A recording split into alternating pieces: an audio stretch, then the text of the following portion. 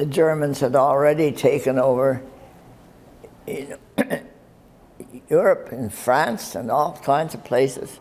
Lucille Lane didn't used to talk much about the war. Now, at age 102, she realizes the world needs to know. So it won't have to happen again. She was 21 when she joined the Women's Royal Canadian Naval Service, the WRCNS. Close to 7,000 women who played little-known but pivotal roles during the Second World War. Based at Naval Headquarters in Halifax, Lane worked in signals intelligence. Wireless telegraphist who were picking up mostly German traffic and sending it in, and then we would direct it where it should go.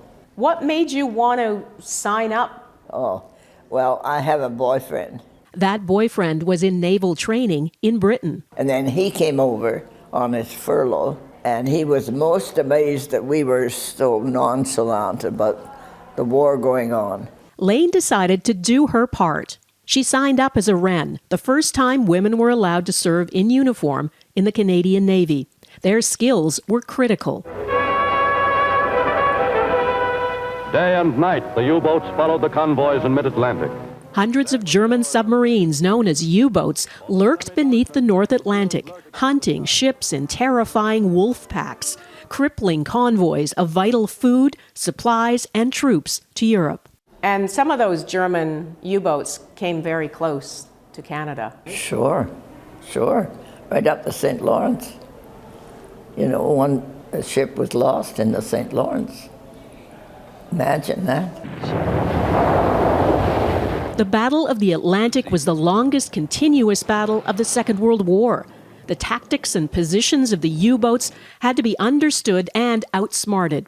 That meant intercepting messages encrypted by the infamous German Enigma machine, work mostly done by women.